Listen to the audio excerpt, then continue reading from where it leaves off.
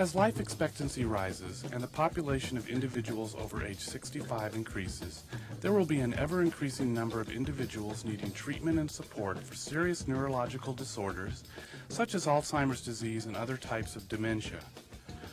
Music therapy in general, and rhythm-based music therapy in particular, is a cost-effective means of meeting the needs of these individuals. Participation in carefully planned rhythm-based activities stimulates memory, combats isolation, provides a broad spectrum of sensory stimulation, and promotes verbal and nonverbal communication. As you will see in the next few minutes, doctors, therapists, and family members have all come to realize the important role rhythm-based music therapy can play in the lives of persons with Alzheimer's disease.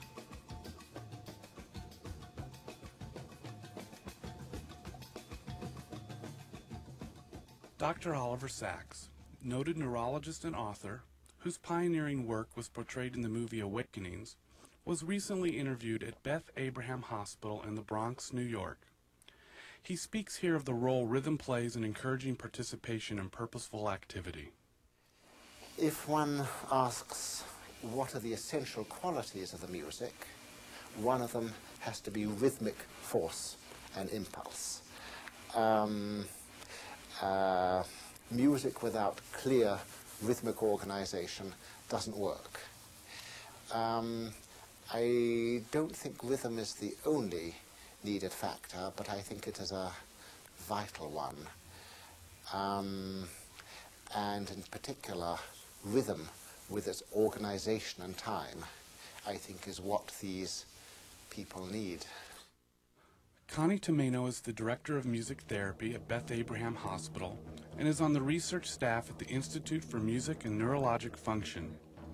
Connie feels that the inherent properties of rhythm to energize and organize make it a useful tool in providing cognitive stimulation and opportunities for improved socialization. Say if I'm doing a session with somebody with Alzheimer's disease and using percussion, I might use a drum just as a catalyst to maintain attention. So if the person is actively playing, they can't as easily get distracted with something else. So the rhythm, in a sense, holds them in the moment while the music and the other activities are going on.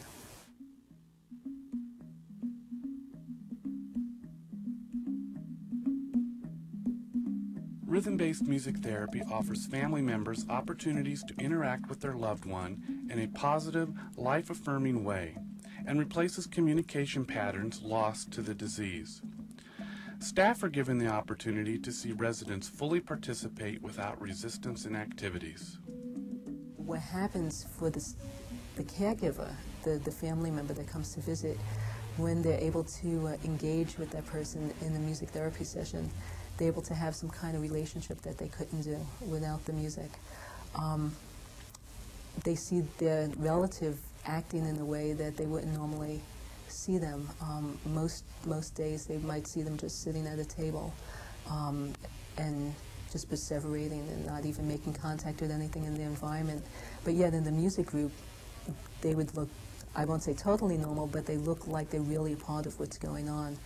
I also try to include staff members as much as possible, just because the staff usually work with the day-to-day care of the patients. They might see the patient in a different light than we do because they're dealing with the aggressive behaviors that happen during dressing and feeding, the resistance that people with Alzheimer's tend to give when they're not familiar or don't want to be touched or something like that.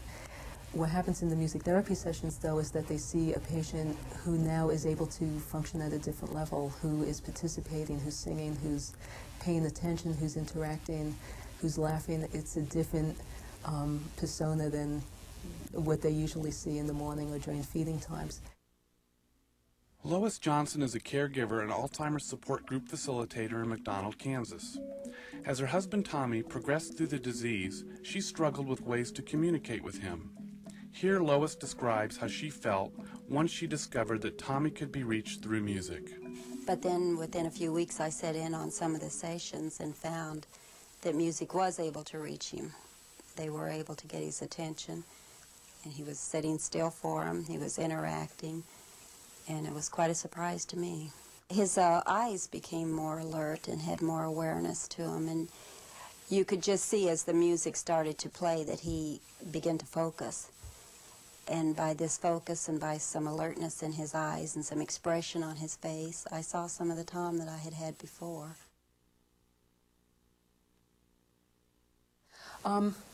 There's a lot of things that we're starting to know about memory from studies that are done in neurosciences. And one of the interesting things is that memories are never really lost at all. What happens is people with Alzheimer's disease, as the disease process continues to progress, that they lose the ability to retrieve those memories. But the memories themselves are there. One of the roles that music plays, because the way the auditory system is hooked up, that sound has an immediate connection to the emotional centers of the brain, and those centers are also responsible for memory, long-term memory. So we have a way with music to tap into like the inner memories, the healthy memories, the things that are still very much stored and not retrievable, but with music you gain access to those memories. Let's sing that song again. Here we go. Can you shake it? No! That's a good way to release energy. Can you shake it? You're a grand old flag, you're a high-flying flag, and forever in peace may you wave.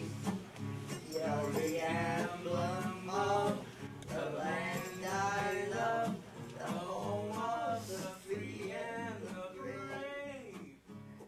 Over the years, music therapists have observed the benefits of participation in rhythm-based music therapy interventions for individuals with dementia in their clinical practice. To further develop the database supporting these observations, Rhythm for Life received a grant from the National Association of Music Merchants to conduct a research project documenting the rhythm-playing characteristics of persons with dementia. Their findings concluded that persons in late-stage dementia are able to successfully participate in rhythm activities while developing progressively more complex responses over time. These successes depended, however, on the structure and modeling provided by music therapists who were trained to design and implement rhythm applications most appropriate to their limited response levels. In the next two video segments, taped over a 6-week period, notice how the participant is able to play increasingly complex rhythm patterns over time, thus demonstrating that she is capable of learning new tasks while being in the latter stages of Alzheimer's disease. Okay, listen again. Good. Here we go.